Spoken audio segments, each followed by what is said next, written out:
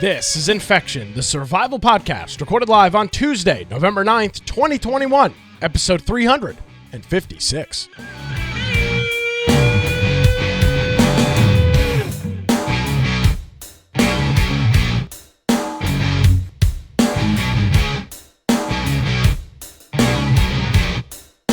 Hello, ladies and gentlemen, boys and girls. Welcome into another episode of Infection, the survival podcast. Infection is your source for the latest information on survival video games. My name is Nick Craig. Great to have you here this Tuesday evening. I know the time changed. Some of our foreign listeners might be wondering, what is going on here? Why are you guys I think we'd be an hour earlier, or maybe an hour later. I'm not exactly sure. My name is Nick Craig. You can follow me on various social media platforms, and you can check out my daily political antics by downloading the Wilmington's Morning News podcast, wherever you get your podcast. 3 hours of news, talk, and information each and every day. And of course, if you missed any portion of this program or want to check out some show notes and whatnot, you can head on over to our website, infectionpodcast.com. Joining me from Cube World is Brian with an I, Aldridge. Hello, Mr. Brian. How are you? Hello. I am doing very well, and hopefully your day is going well also. Yes, but if you want to find me, let's go and get this out of the way. At Brian Aldridge and Gavin Parler. Of course, my blog, biteoftech.com. And then if you go to our website, infectionpodcast.com, check out on the right-hand side, we have our Discord server, which is the perfect place if you think there's a topic that we've missed, something that we should be covering. You can do that just by jumping on our website, click join our server on Discord. That's a free service. They have a mobile app, a desktop app, even a browser-based if you don't want to install anything. Very easy to use. We have news channels, lots of ARC servers, things that you can join and hang out.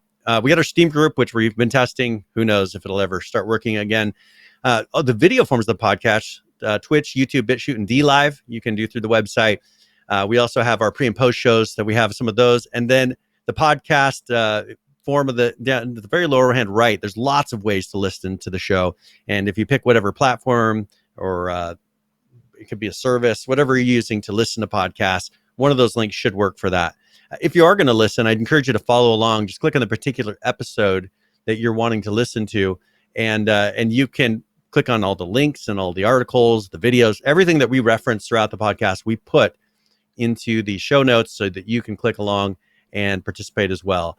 So if you want to support us, we have at the top support option on the menu, infectionpodcast.com/support. We got Prime Gaming subs, Subscribe Star, Humble Bundle, Amazon Prime, a lot of ways that you can support the show, that you can help for the next convention that we're going to be doing here, hopefully this coming year, if they have conventions and there's nothing crazy going on. So. Yes, sir. Brian, I do need to open the show with a big story for me personally. Yeah. With all of the ongoings, I would like to inform our audience and inform you that I have not purchased Call of Duty Vanguard, and I have not played it. I have seen. I watched some of the trailers. I saw some of the things. I saw the era. I saw the guns, and myself, as alongside the group of people I play Call of Duty with, for the most part, we've decided, hey, we're gonna stay on the current COD. Battlefield comes out in like 2 weeks, and this is the first time in a long time I have not purchased a new Call of Duty on launch, and really do not have any interest in playing it. I'm very happy with the last Call of Duty, and I've seen a couple people play it. I mean, look, I'll get it at some point. I'm sure it'll go on sale around Thanksgiving or Christmas for Black Friday. Maybe I'll get it for $45. I'll pick it up at some point. But for the resident Call of Duty fanboy who gets all the games and plays all the games, I just don't have any interest, don't have any reason, and I'm sticking with the last one as of right now, and already pre-purchased the new Battlefield. So we'll wait and see. So there you go, big breaking news to start off the show today. Well, and I know exactly what you're going through, because I went through these stages of life where it's like, oh man, I just do not have time to play the games that I used to play. Well, it's not even that. I just don't want to. I'd rather play the old one. Yeah, well, that thing too is sometimes there's just the previous one's bad, and it's like you're looking for something new to move to. If you're happy with the current one, I find Call of Duty is a lot of times so similar or there's ones that are really bad. It's like they're either kind of a certain formula, or it seems like I just don't enjoy it. Like World War II, I played that one a lot, but it seemed like it was different than the rest of them, and I just wasn't the same flow. And after a while, I just wasn't interested in playing it anymore. Yeah, I mean, again, I will get it at some point and play it, but it came out Friday, maybe Thursday or Friday, and I looked at it and just decided, no. And it's interesting that really nobody else in my group that I play. Well, and that's really what it comes down to is nobody in my group is playing. I'm not going to sit there and play it alone. If they had all purchased it, I probably would have picked it up, but. The Battlefield seems to be what the move is going to be, at least for the time being. So, we'll let you know. I do not have a review for Call of Duty Vanguard. I've not played it. It just doesn't. I'm not a big fan of the time period. Not a big fan of the guns, and so that's where we stand. I'll get it at some point, but not yet. Not right now.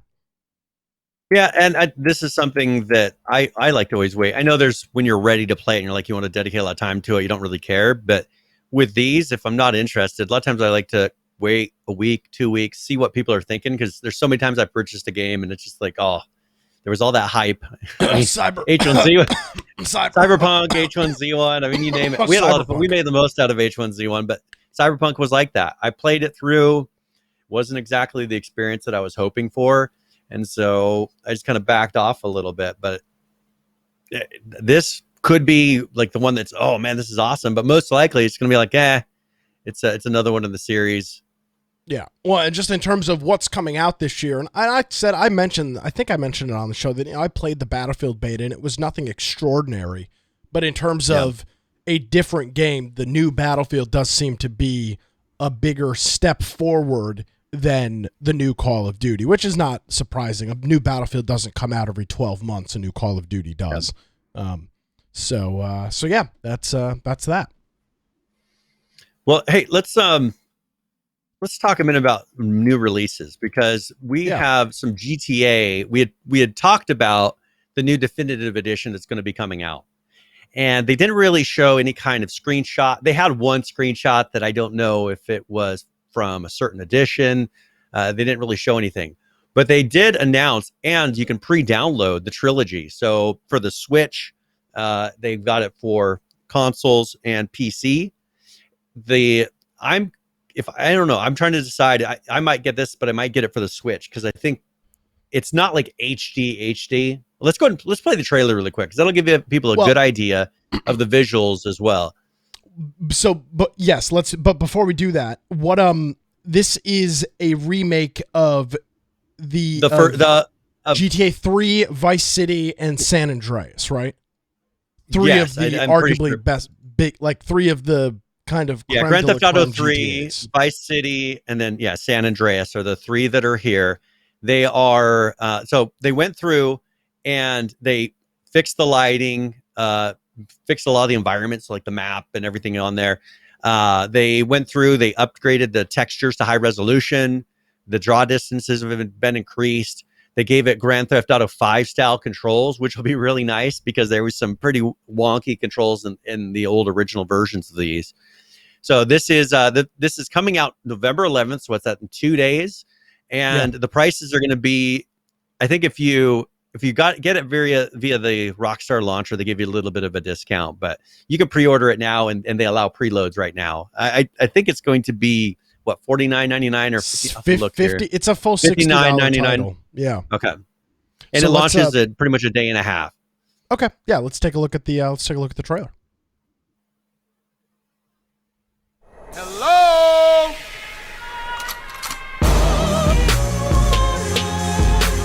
I got a little job for you, pal. They mess with me, they mess with the biggest boy in town. I'm glad to see things back the way they used to be.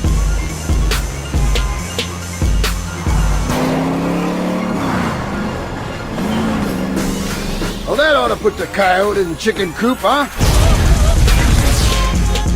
Oh, yeah! And if he's ratting us out, kill him. It's easy. Haven't you ever seen a movie? You say it like it's a bad thing. Shut up, Carl!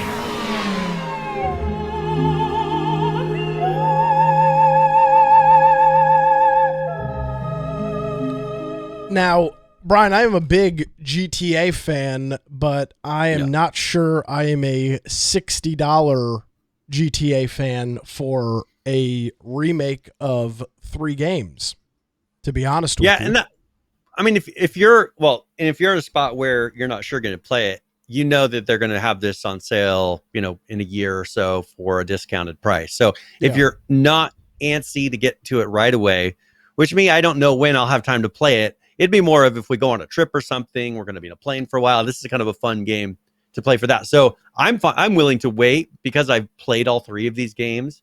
I'm willing to wait till a sale. But if it's someone who's never played these 3 and you're kind of newer to this type of gaming, this would be really good for someone to pick up because it's 3 really good titles for that fresh content. There's a lot of game in this. Well, and you mentioned an interesting point, and it's available on the PC and the PlayStation, Xbox, but the Switch, that's very interesting, and it does. I moved into this house July of last year. My Switch has been docked since I unpacked it. Which just goes to show you how little I play video games. But this is lucrative for the Switch. Yeah. This is very lucrative for the Switch. Because it's different. Like people who have already played it don't want to play it again on a console. But you know what? I'm willing to sit down here and there when I'm at a place where, I'm going to be captivated by whatever the environment. I can't get out. I can't do what I want. This is an offline game, and you could sit there and just play it. And it's got tons of content. As many hours as you're willing to throw at it is the type of gameplay that you can have in a Grand Theft Auto game. So I think it's perfect for a Switch device. I just think that that's going to be where it sells really big. The graphics are not HD quality. I mean, it definitely, you can tell it's an older game. They've made it more stylized and they've improved the graphics. But I think the graphics level for the Switch is going to look amazing. Yeah, and you can definitely see in this trailer, by the way, if you're an audio listener, I'd recommend you go check it out. I mean, it looks better, but not that good. I mean, it still looks like a game from 15 years ago, which is what it is. Yeah, so that's exactly. And I think that this is where, and they didn't put time in to sit there and revamp and truly remaster. I think that's why they're calling it, the definitive edition and not a remaster, because they truly didn't, I think, remaster it to the level we would expect Grand Theft Auto to. But I think that this is definitely a type of game that I think will be perfect for these mobile devices for the amount of content that is in there versus where the graphics level is at. I think it'll work really well. It's very immersive. You can pause it, put it down, if you need to, and nothing is lost. I just think it's a good match. And that's where I think I'll probably buy it, just so that because I don't think I'll sit on a console and play that for hours like I used to. Yeah, and the interesting thing about it is, and as we head towards Christmas, at least for me, I don't, I'm still in my early 20s, so I've got all relatives asking me, what do you want for Christmas? And I don't really need anything. I think this is probably a great thing for people to, somebody that gets asked constantly, what do you want for Christmas? Or what do you want for this? What do you want for this? And you don't really have anything on your mind because, you have a job and can buy things when you want them. This might be a good item where it's like, I don't really want to spend $60, but if somebody needs to get me something, this might be the move for it. Now I do notice this. It is interesting. It says, purchase the Grand Theft Auto Trilogy, the definitive edition, from the Rockstar store via the web or Rockstar launcher by January 5th and receive $10 off the product priced at $15 or more. So you can get it for $49 if you buy it through the Rockstar launcher on the PC. Because you can't, from what I'm looking at, you can't purchase it on the other platforms through Rockstar. You for example, I'm looking at the Switch page right now. There does not seem to be. This is the only way to buy it is directly through the Switch. Your Switch through Switch. It's definitely interesting. Definitely a get. and the thing about it is since these games are not new, it's not necessarily a day one buy, probably, at least not for me. I'm not sure if it is for you. But this is, I don't know why this wasn't done sooner. Well, I mean, this is a lot of content. These games are pretty big. I can understand it taking some time between all three of these, especially if someone who's never played these before. I would encourage you to grab them because there is so much quest and just map and just it's a ton of voice acting. It's a lot of fun to play through them, and it will take you a decent amount of time to beat each one. So if you're looking for a game that will take a lot to get through, I think this is a really good game to pick up. Because for me, this game, I mean, I don't know, I played it when I was younger, but it seemed like it was one of the ones that took me longer amounts of time to actually get through the story. Yeah, and they are good stories. So this game, so it looks like it comes out at 10 a.m. on the 11th, which is Thursday is when the launch is, the release is, and they've got a full global calendar for all of the regions and where you might be buying this. So pretty interesting, Brian. Yep. Yeah, so I'm kind of interested to see people's reviews of it, but it will be unlocked. And we'll see if there's really that much different. One thing I do know that they changed is there was an old trailer for it where a guy's on a motorcycle and he has the Confederate flag on his shirt. They did edit that out of the original trailer. So that is gone on the new trailer. So I'm interested to see what other changes have they made to this, or the things that they took out, or was that purely in the trailer itself? Yeah. Usually they're pretty good about not removing things, bending to pressure and removing things like that. Cool. Well, that'll be out. So out this week, and if anybody's purchasing it if anybody's purchasing it on launch, let us know. Send us a message in the Discordio next week, and let us know what your thoughts are on it. Definitely. I mean, they're great games. They're great stories. There's not really going to be a whole lot there to discuss, but there will be a lot of. It'll be interesting to see how some remasters and remakes suck. They're just buggy, glitchy. I hope that is not the case. Well, let's talk about another one that's coming out here very soon as well. So Skyrim is releasing their anniversary edition. And this one's supposed to have... So, I mean, they've got a lot of Skyrims, but they're releasing an anniversary edition, I thought they already did it adds some new things to the game. So, for instance, there's going to be fishing... and you catch fish, and you can have aquariums, and let's play the video really quick because they actually go through, and that way people can see the visual upgrades that they've done, and then also some of the new features because they've now included survival mode. So they actually have a survival mode in Skyrim now. All right, let's take a look at the Skyrim trailer. Here we go.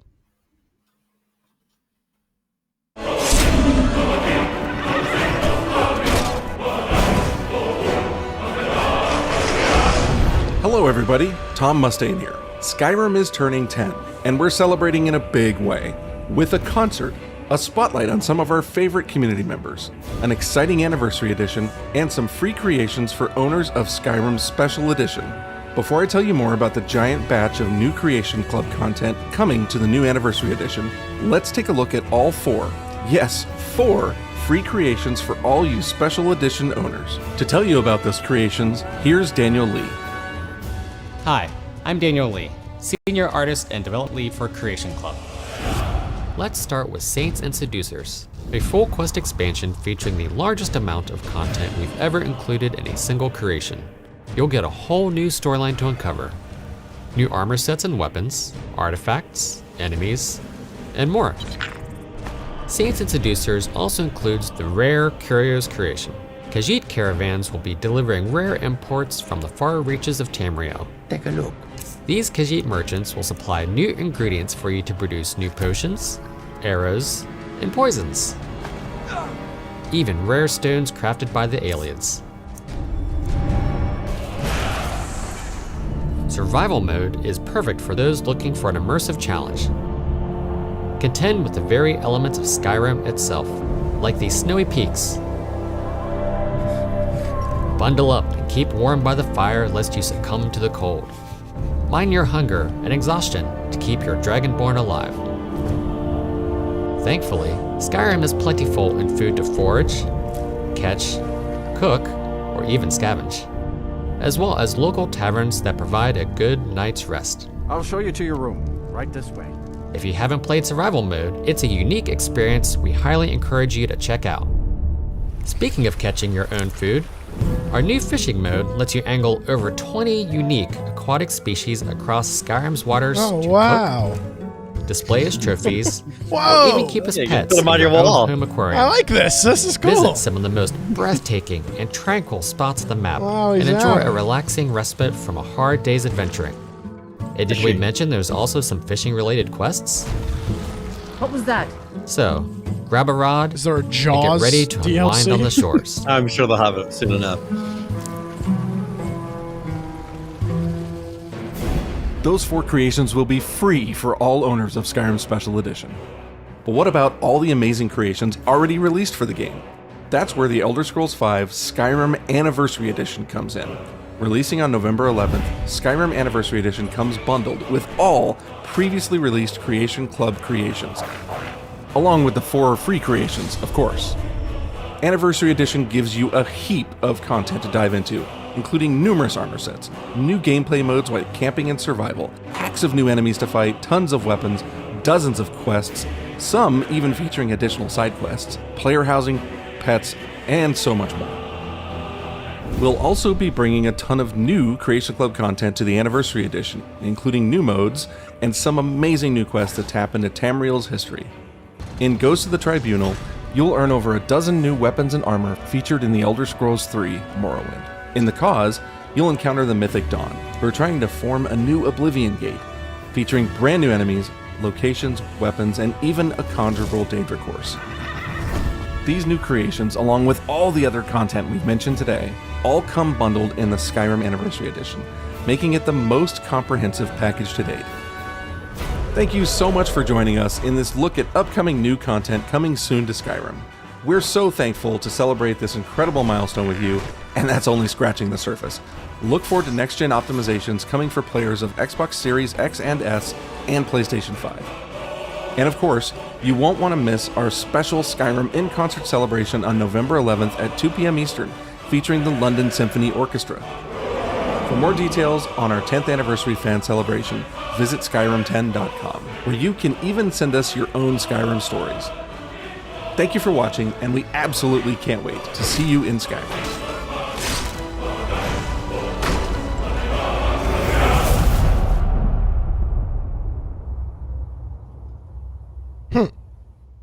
So Interesting. So I mean, they're still doing releases now. Still milking one it? thing, but it seems like they're switching to where they're not doing the development. They're doing kind of what Ark did, and they're getting mod creators to put a lot of time in and create more in-depth mods. What it seems like, and then they're reselling them or probably doing a profit split, is what it looks like. Because if you look at most of what this was, is it's giving you all the paid for extra features that they put in this creation, whatever area, and that are individual things that you purchase. Now with this one, they've had 4 mod creators create something, or maybe based on something they've already been working on, that adds all this extra features to the game, and then they're going to keep doing that. So it's like they're not even creating the updates to their own game anymore. They're having all these mod creators do it, and they're just bundling it and reselling it again. It's pretty crazy, but and people are making money, so I think it works out in the end. But it's definitely a new way. I kind of with Ark we started seeing this, but it's kind of a new way of them doing development. Just make it to where you can mod your game super well and super thoroughly, and then let people create mods for your game and then sell them and make half the money, or whatever their cut is. It looks like if you don't own Skyrim Special Edition, you can buy the Anniversary Edition. It'll be $50 US. And if you do own the Skyrim Special Edition, the Anniversary Update is a $20 DLC, essentially. Yeah. The question is are those 4 features worth $20? I don't know. Yeah, I mean, if you're really into Skyrim and you want a new experience, this has been around 10 years. So if you're a person, because there's some people like this is the game they play. Oh, for sure. They just say They sit here and they play this game all day. They've got everything. They've done all the weird little side things you can do and have a million of this and a million of that. But this is the kind of thing you'd go through and you'd enjoy. I don't know that there's another way to get the survival mode, to get the fishing, for a person who's really into that. And then having it to where that upgrade, because you probably already have the Skyrim Special Edition. I do. For me, it's a $20 upgrade. That's not that bad. But for me, I have that on like a console. I have it on PC. I wish that it was a purchase that covered all, especially since you can own Skyrim on almost anything. This is the kind of game where you pretty much buy an edition and let it apply everywhere. I mean, hopefully they'll get to that eventually. Yeah. But I don't think I think the upgrade's not bad. I guess if you don't own any Skyrim, this pretty much gives you everything Skyrim. I think that would be worth $50 if you've never have any piece of Skyrim before. So I don't think it's that bad of a price. But really, there's not much that they have done. It seems like it's mostly for this one, the Creation Club, and they just have bundled it into this whole thing. So figured I would mention that Skyrim, for people that enjoy playing that, it's worth checking out. Since we're talking about some of these new games coming out. Do you have a preference? Is there a certain one you want to talk about, or you care where we go? No, you're in charge. Okay, so let's talk about CD Projekt and some things that they're doing here. They're actually working with a new studio, a studio on a new game, and they're saying it's an ambitious new game. And they have this company. We heard that before. Molasses Flood is going through and doing this. They've merged together, or they're working together to create this new project. I was looking at some of the career listings because that kind of gives you an idea of what kind of game they might be going for. It does look like it's going to be in Unreal Engine, from what I can tell, by looking at some of the job listings that they're having. They're asking for people with Unreal Engine 4 or 5 experience. So that's going to be something different, because I can promise you I haven't seen CD Projekt that I know of release any games in Unreal Engine yet before this. It seems like it's always been their own proprietary engines. But this one, they're looking for someone with specifically Unreal Engine 4 experience. This Molasses Flood company, have they made anything in the past of note? Or? Yeah. So let's see. We made The Flame in the Flood and Drake Hollow. Oh, so Drake Hollow. I'm familiar with that. Yeah. I've Drake Hollow. I don't know the other one, but Drake Hollow is one. So that's a decent, good visuals, a full game. It doesn't look like it. And that came out in 2020. So last year, and it's a shooter. It was considered an indie game, but I can say most likely they did a good enough job on that. They saw promise. I haven't really looked into The Flame and the Flood. That came out in 2016. So it's kind of hard to compare sometimes something that's 4+ years old for graphics. But it's still kind of a similar style as far as the, what do they call that? Is it a 2.5 view when it's kind of at an angle? It's not quite 3D. Yeah, it's at 2.5. It's not full top down 2D. Yeah. Yeah. So that's, it's more of a 2.5 style that they do. So I don't know if that's an indicator of the game maybe being something like that. Maybe it is something in that universe, but they're doing it at the 2.5 style. So they figured this was a good company to bring in. So I don't think they'd be probably doing it for Cyberpunk because I just don't see them pushing too much more into Cyberpunk right now. But I think that, with the show, they're going to have a new season coming out with The Witcher. Maybe this is going to be something with The Witcher. The Witcher's on Netflix, correct? Yes, and that will kind of it kind of rebirth it. The game was out years and years ago. That big Netflix series came out, and they sold a copious amounts of that game based on the Netflix series. Yeah, it did a great job. I bet you it's going to be something in the Witcher series that's going to be maybe a mobile game or a 2.5. I would think with the 2.5 it's probably going to be a mobile game. I just can't imagine them. Maybe they'll do a console game, but why not have them do a console game? I feel like there's a reason they're having another company do this. And I'm guessing it's probably because it's going to be more of a 2.5 style that can be mobile or PC but not quite the same full 3D graphics they're used to. But I could be totally wrong, but that just seems to be, I looked into the company a bit, kind of the games they make, and they seem to be the same type of game. Well, so since we brought up CD Projekt Red, I don't want to rehash anything, but are we of the mindset that Cyberpunk was a flop? Is that now that the dust has settled, have we kind of, not that the game itself was not that the game was a flop, but based on what it was supposed to be versus what it was, is that kind of generally accepted? I don't think now? it was a AAA level game that we were expecting. I think it's just below AAA. I think there were too many rough edges. The AI was horrible. Yeah, there were too many. There's too many glitches. I think the world was not quite as detailed and immersive as people were hoping for. When they were talking about how the world was going to be, I wanted it where I walk down the street, I hear conversations that felt more real, and I felt like Red Dead Redemption 2 really did a good job of doing that. Yeah, of you're walking around, you hear talking happening.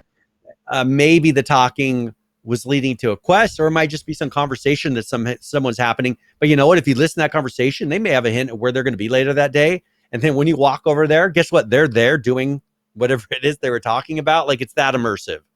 I was hoping for something like that, where I'm walking down the street, I hear a whisper of something happening, I go check it out, and there's something cool happening that's not even a quest.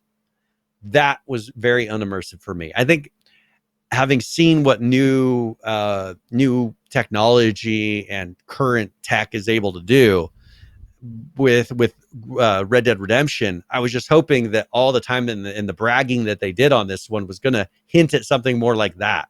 But I think we're going to have to wait for Grand Theft Auto for this to happen. I just don't see Grand Theft Auto anything before that. I don't see any other companies coming out with something quite so immersive, because I haven't heard hints of any games coming out in the next year that are super immersive like this. So yeah. I'm hoping. Well, I would love it, but I just haven't seen it yet. I've got a bone to pick with Cyberpunk anyway. They ruined my Seattle trip 3 years ago. Oh yeah, I know that was. It's all IGN and Cyberpunk's fault. I do want to thank our friend Melmo for hitting us up with the 6-month resubscription here on Twitch. Thanks, Mel. Appreciate it. One of my Call of Duty buddies, Brian, that did not purchase Vanguard and is waiting for Battlefield. So there you go.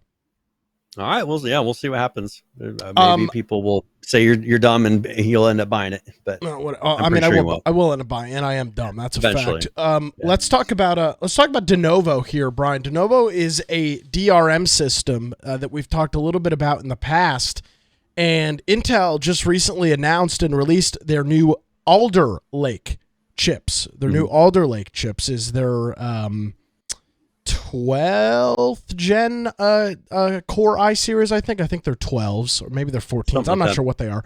But the report is that there are a whole bunch of games that use Denuvo anti-cheat that do not work and are incompatible with the new Alder Lake CPUs, meaning that Denuvo is going to have to update their system here, or you're not going to be able to play these games. And there are some big titles on here, Brian.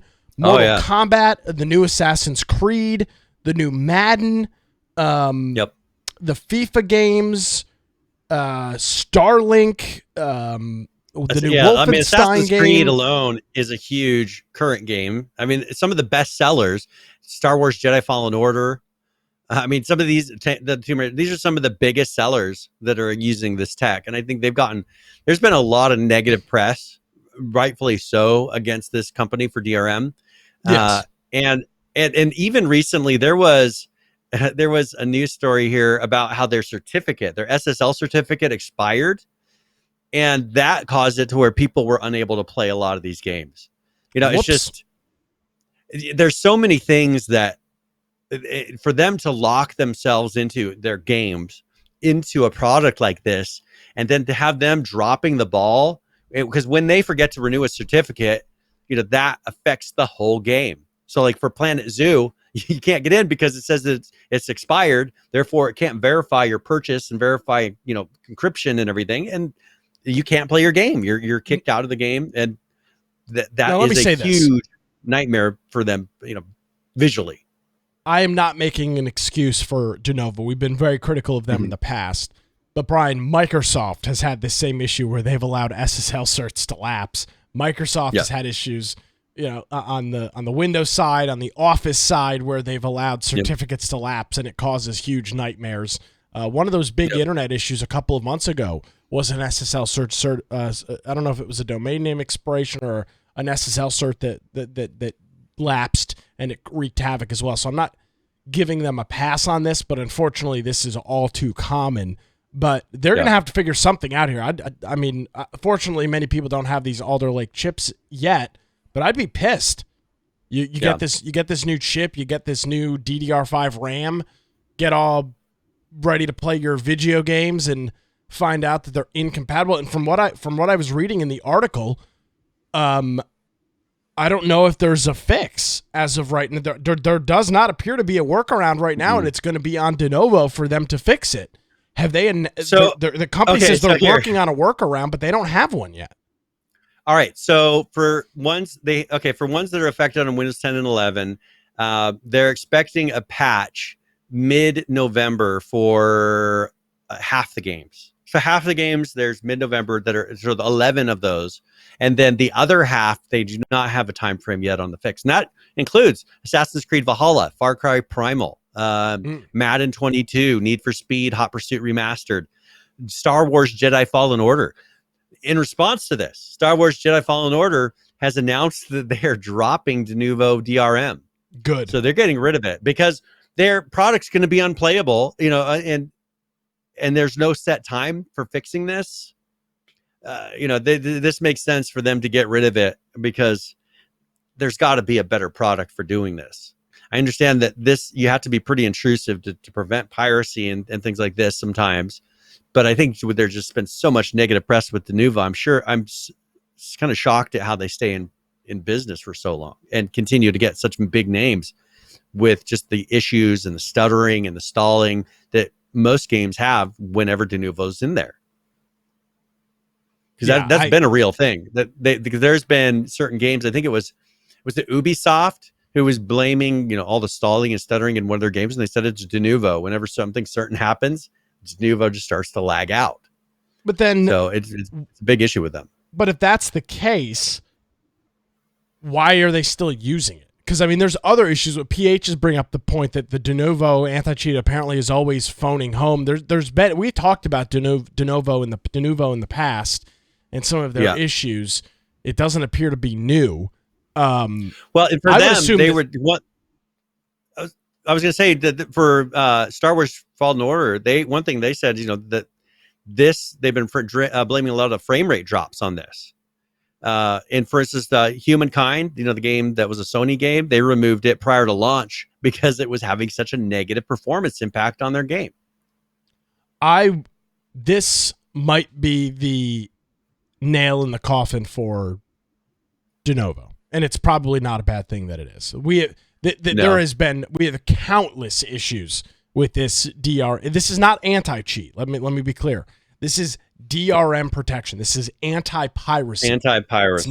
It's not anti. This is because they do have an anti-cheat product as well. This is not that. This is their DRM system, which a lot of indies, there's a lot of smaller developers, Brian, that will implement this because privacy for them is piracy for them is pretty critical. They're not making a lot of margin on their game, and they don't want their game to just be rapidly transferred throughout the internet. So this is a good, cheap way for them to do that. And it appears to now have come back and bit some of them. Bit them a little bit. Ass. Yeah. So interesting. They're going to have to release I'm not sure they'll be able to fix all. I don't know. I have no idea. From what I was reading, it's got something to do with there's a part of the CPU, the Alder Lake CPU, that is split inside the chip itself, and like two different things have access to it, and the Denuvo anti-cheat sees that as like two different computers. So it restricts it. Okay. It for some reason says like, hey, these are not this is not a unique thing or something of that nature. I read something about that over the weekend, and it made a little bit of sense of the way that the architecture of the chip works. So Denuvo's going to have to figure this crap out because this is going to be dangerous, and hopefully more developers drop it. because it just does not seem to be a good system through and through. Yeah. And I don't know. I think that this is something that enough negative press like this, and then you see hints at more driver level they have anti cheat things for that. But I think they're going to have to get to that same level with this anti-piracy. Get it down to the operating system level. Now that kind of still locks it to Windows a little bit, and I don't know what they would do for other operating systems, but you got to get it down to where the files and the making sure the files are not changed or pirated or anything like that has to happen at the operating system level. And I think they're going that direction. And once that happens, Denuvo and these type of things will become less of an issue because they can verify the purchase at a higher level and get all this stuff out of the game itself. Yeah. Get it out, because obviously it causes a lot of performance problems. Yeah. Interesting. All right. So let's transition from that, because here's another thing. I was mentioning Ubisoft and them talking about Denuvo, because Ubisoft has been blaming, as I mentioned, a lot of the stuttering and slowness in their games on Denuvo itself. And I have an article in here if you're interested in checking that out. They were on that list. The Valhalla, Tomb Raider, these are all they removed it from Shadow of Tomb Raider. These guys are definitely realizing that Denuvo is a big problem. Another thing that they're really jumping into is that we talked about earlier, the blockchain technology. And I think that this may be a way. I mean, imagine if through blockchain they could prove that you own the game, because you're the only one who has access to your inventory. Why would you own the game if it's an online game if you have no inventory and you don't have access to certain things, which maybe allow you to log into the game, right? I think through blockchain, they could come up with a way to kind of verify the account, because you're doing it in another level, because you don't have the ability to interact with the server and to have any type of an inventory without being on this blockchain. Something like that. I think that they're seeing the bigger picture. I see a lot of these blogging sites that are kind of bashing them for it and saying, oh, they're drinking the Kool-Aid. But really, I think that this is the real place to go with video games, is if you have an inventory that you want to lock down and never allow anyone to inject fake things into and duping, this is perfect. And so I think Ubisoft is going to be one of the first big companies to jump on the train and start putting this in. What's that going to do, though? My question is for their Steam games. They announced this right after that Steam announcement. I'm kind of curious, what is the relationship between Steam or Valve and Ubisoft right now? Because if they implement what they're saying, according to Valve, they won't be able to sell any of their products on Steam that include this technology. But they say they're going to be embracing it. So either Steam's going to have to change, or Valve's going to have to change their policies with Steam, or these guys are going to have a version which doesn't use blockchain technology. If they do, that would be a really interesting test, is to maybe have a section of their game, the online versions, the console versions, maybe the Epic versions that are using a certain sort of technology, and then the Steam one that's not. They'd almost have to create two different ecosystems. So I think one of these companies are going to have to bend at some point on this. They're going to have to, because they both are saying they're not going to allow one versus the other. I will admit I'm not 100% versed in blockchain and things of that nature, but I understand it well enough to know that most of the time it's used as a buzzword. But in terms of what we had been just describing with the DRM and stuff like that, I am sure that there is a way that they could in fact use blockchain to accomplish a similar thing. Everybody knows who owns the game, and there's some sort of peer-to-peer checking thing when you launch a game. I'm sure that's possible. I don't know, but that seems like an actual good use.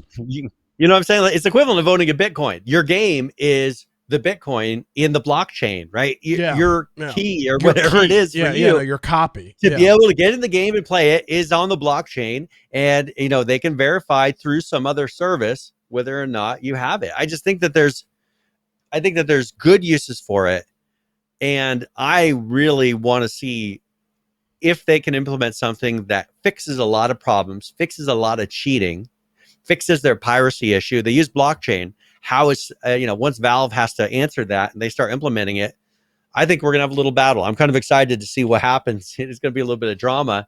I think it's going to be a little back and forth, kind of like what we had with the Epic versus Apple.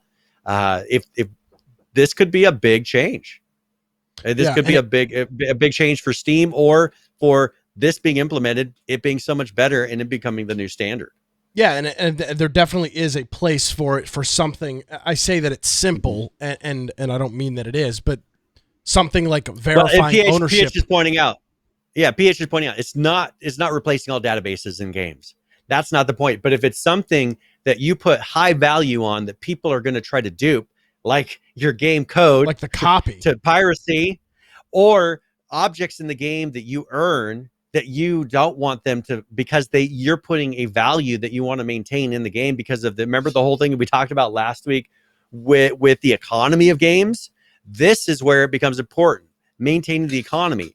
If you have an online game, you can kind of do that through the login process. If it's an offline game that you still want to maintain, because maybe perhaps you have an offline/online that never has really worked in the past. You've never been able to blend offline versus online gameplay, but maybe if you use some sort of, there's online for the inventory piece to verify that you're allowed to have certain objects, you could have a mixture of that where then you could just go online whenever you want, because they can guarantee that the items that you earned offline were not gotten by code or for you injecting or editing a save file. I just think there are uses for it in the long term. Couldn't agree more.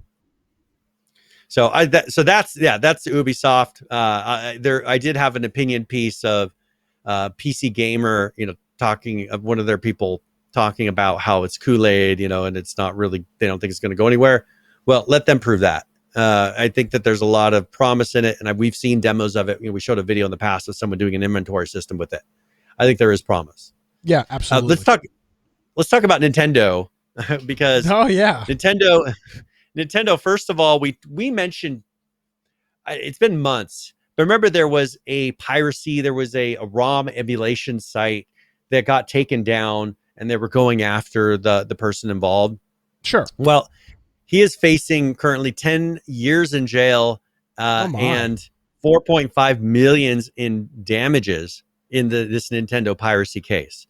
So this guy, his name is Gary Bowser, which, what an interesting name. Talk about a game. Talk about a game if you're at Nintendo. I thought that was his screen name, but no, that's his real name, Bowser, which works out perfectly, for this. So he is going to, now he's from Canada. He's 52 years old.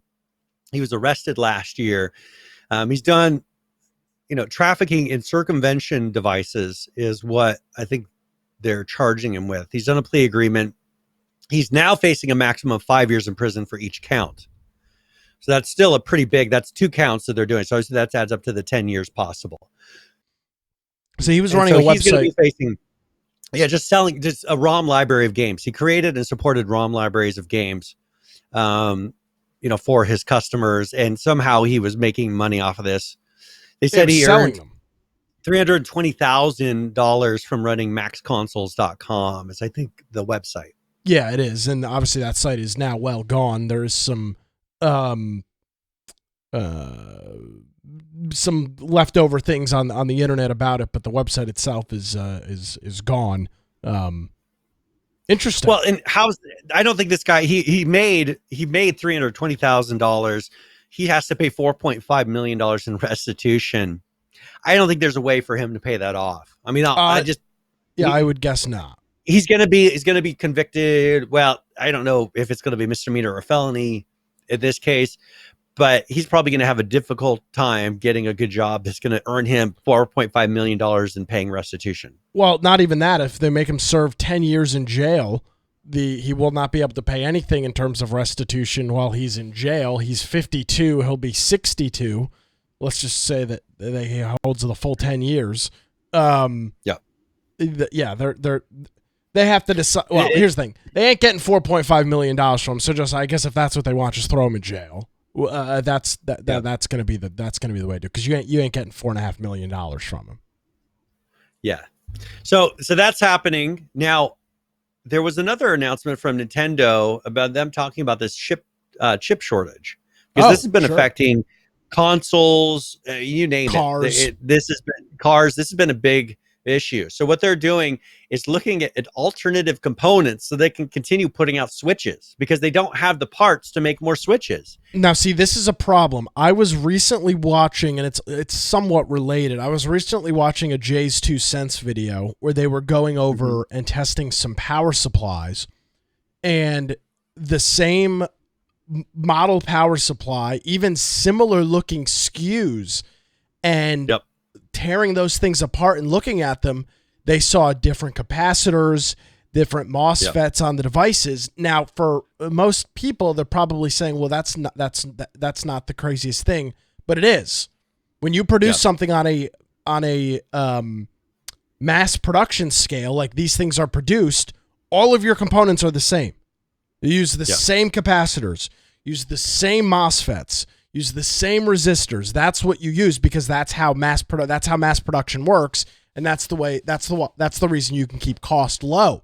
But because of the shortages and things like FETs and caps and other things of that nature, they've had to change and go kind of around and source different parts, different capacitors, different things of that nature that are not that might not necessarily be up to standard, and that's making power supplies and things like that unreliable.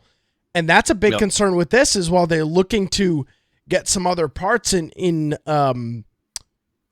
stock to build these devices, unless they're doing serious R&D on the prices on the pieces that they're buying, this could be a very bad thing because there might not be enough track record.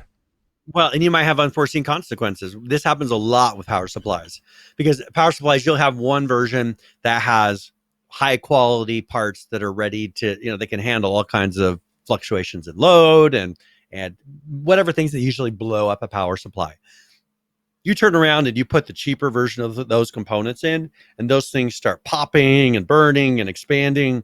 It causes a ton of problems. Well, when you have two different versions of the Switch that are supposedly identical, and you start having problems with these, I think that's probably why they're starting to try to push out another edition of the Switch. So they have a separation because remember they had the one that really was just a different screen, the OLED version, but it was just came out. The OLED version. I have a feeling that was so that they could have an excuse to have a different set of pieces and parts, so that way if there's a problem with that, it's that line. And they don't have to sit there and figure out and have people figure out which set of Switch lights or Switch whatevers that are having the problem. So because they've sold over 93 million Switches so far. That's not surprising at all. Yeah. Well, so they've sold quite a few. It is a very serious issue if you're changing components in the middle of a production line and having different models all coming out of the same lot with different components. That creates a whole hell of a bunch of issues, and obviously on a power supply, it's a little bit, it might be a little bit more noticeable because the caps and FETs are used for filtering power and things of that nature. But it's the same thing on this. I mean, you could have components in there that are not necessarily up to snuff, and you got a lot of lots of these units. And when I say lot, I don't mean like a lot. I mean lots like production lots that just are not up to standard. They might have performance issues. I'm not saying they just don't flat out work. There might be performance issues. There might be heat issues. There might be battery issues, things like that are just not foreseen when that switch is going on in the production line. And especially, so that's very interesting. They've had a really good track record. They've had an awesome track record with the Switch. I've heard nothing. I've heard nothing in terms of mass devices not working, breaking up. I've heard nothing of that nature at all. You're right. Yeah. So that's where I think that they're being extra careful. Because you can't just go and swap, as you said, just change chips mid thing and guarantee that you're not going to have issues. Well, and the one thing that kind of leads me to is Miyamoto. He's saying he wants the next 3D Mario game to be further expand the series. Are they giving up on consoles? Because the Switch, I don't think of as a console, like the Wii U, the Wii. It's not quite the same. Now it docks, but it's bringing a lot of other people's games in because it's not really their console. It runs Unreal Engine. It seems like a device that runs a lot of other things. They're talking about putting in more games. What console are they going to release these games under? Are they just sticking to Switch and like this is it from here on out? Because I've not heard a hint at Nintendo releasing another console yet. I don't know why they would. The market is incredibly competitive. Sony and Microsoft are going tit Can't for even tat. sell theirs. Well, Yeah, they can't even sell theirs. They can't even get parts to make them. I think that it seems like that they're kind of settling back on, the Switch for now. Let's keep releasing games, but it's just going to be weird that they're going to release a game that only releases on the Switch. No, I think it's a Mario game. Have they done that before? I don't remember them having games that were only released on the Switch that were Mario games. It seems like they always had a console they bundled them with. Well, they've got a couple of them. They've got not full. You're right. I don't believe that. But like, for example, it's not Mario, but Zelda. I mean, they've got the Zelda game on the Switch is an exclusive Switch game, and it is tailored and built for the Switch. It sold awesomely. It sold very well and is a very good. I mean, it's a Skyrim equivalent of a game on the Switch. But they were always behind technology-wise. That's what we always complained about with Nintendo. They were never current with technology. Maybe mobile is the thing for them to be. Well, and I wouldn't even call it mobile, Brian. I call it more of a hybrid because let's look at when the Wii, you can play it on home still. When did the Wii come out? The Wii came out 2006. So you look at where we were in 2006. PC gaming hadn't really matured to a point. There was PC gaming, of course, but it wasn't what it was now. And then, of course, you had the Xbox 360 and the PS3. With a jump in PC gaming becoming more and more prevalent, more and more affordable for people, that is obviously a big part of the market share. Xbox and PlayStation both doing that. Microsoft is, in my opinion, completely running away with the console wars with Game Pass and all that they're doing. Yeah. I just don't know why Nintendo would get back into making a physical box that isn't something like the Switch. There's no room for it. There's just no room in the market. And I don't think they'd be able to produce them. Even if it took off, how are they going to sell them? They can't get the parts for the things that they currently make. I just think that right now, this device, which takes less parts in it, right? It takes many less parts. I think that it's a good compromise. And they're by themselves. I mean, that's the key thing to note is while, yes, it might not, and as you mentioned, it's sold nearly 100 million units. It's been out for years. Yep. I'll remind you of that. But in terms of the market that they are in, they're by themselves. Now, there is one big thing to note. The Steam Deck is going to come out and is a Switch-style, Switch-looking device at a pretty competitive price point. Now, it does play a different set of games, so they're not necessarily in the market by themselves. There will be competition for that. Games they already own. That's the thing. They're games that most people already own, and so it's an instant library. And it's an instant library. And then also there's the talk, and we haven't seen it yet, but Valve has mentioned the fact that they are not necessarily opposed to other third parties making devices that run the Steam OS, essentially making Steam Decks. So could you have Asus ROG, their Republic of Gamers line? Could they make a Steam Deck device? Could you have Asus? Is it who's tough? Is that Acer or no? Asus Tough. Could they make? Could they do that with their brand? There are Could Nvidia make a Steam device that runs the Steam OS? So it depending on what the Steam Deck does, which I think it'll have some general support, but the question is, are you really going to want? I've stood by the fact, are you really going to necessarily want to play a full-fledged PC game on a Switch, or excuse me, on a device like a Switch? What's that experience going to be like? When on the flip side, Nintendo, their games, not even their games, but third-party games are developed for that platform. When you're developing a PC game, Brian, I'm going to guess that you're not thinking, oh man, I better build this game so it runs really well on the Steam Deck. No, you're probably thinking, I need to build this game really well so it runs good with a keyboard, mouse, and with a controller. And the Steam Deck and that sort of holding it with the joysticks broken across the two different sides, that's going to be an afterthought. I don't know why Nintendo would jump out of this market. They have got a clear winner on their hands. The customer adoption has been phenomenal. You've just pulled the device right out of your pocket. It's obviously sitting on your desk. This is a wide-ranging market from individuals that are younger. You've got 7, 8, and 9-year-olds that are in love with their Switch. Brian, you've got people in their 40s and 50s that are liking this device. That's not normal. Yep. You don't normally have a device that's got that such wide range appeal in terms of age range. Grand Theft Auto is definitely going to add to that older market. That's going to be a game for people in their 20s, 30s, and 40s that are going to be interested in. That's very interesting. I don't know why Nintendo wouldn't double down on this. Well, and I think that this is going to create the necessary war, the mobile, whatever you want to call it, war. That not in phones didn't really trigger it because they tend to have simpler things on phones. But I think if you can get this to where maybe this device becomes more and more powerful, but stays the same size, to where it becomes something you just dock. You dock it to your TV, or you come up with the technology to where it can quickly enough stream the video to your TV, and this just becomes a controller. Like, they can make these devices, I think, powerful enough to also be something you can dock into a TV, and it feels like the full console experience. Maybe it's not cutting edge, it's not going to have ray tracing and all this, but you know what? Eventually it will. And I think that this may be where we're having a hard time getting consoles, getting the Xbox series, whatevers, getting the PS5s. They're not getting those things. This may be what it falls back onto for a period of time. And I think that then these will become more and more powerful to where you'll think a box that sits under your TV all the time, that seems like a waste.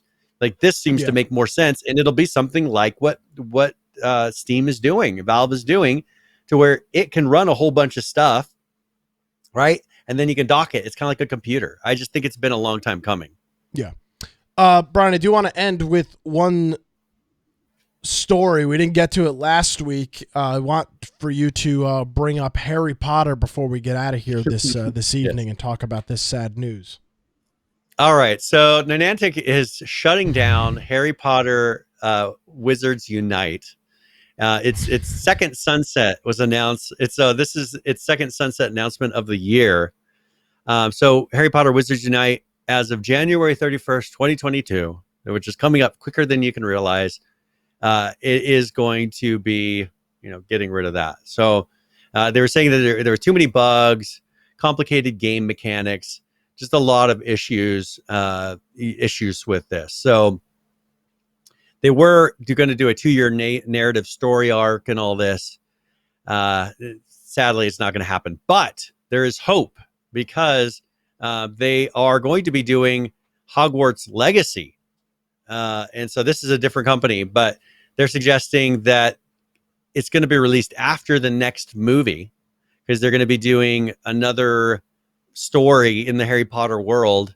I think it's the secret. It's a Fantastic Beasts, if I remember correctly, is kind of the world, the Secrets of Dumbledore or something like that. But this is going to be a game. If you look at the graphics, they're way better than the other one. And it looks like it's going to be a full-fledged game with like real graphics in a real world. So that'll be kind of fun, because there hasn't been a real Harry Potter game, and there's a ton of lore. There's a ton of environment, but you've never been really able to, other than in Minecraft and other than Gary's mod, have you been able to really walk around the world of Harry Potter and be immersed in it. So this is going to be pretty cool. And it is going to come out. You could be a witcher wizard.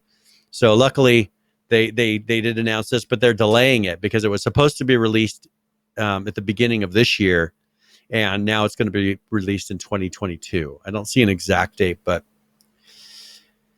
yeah. Cool.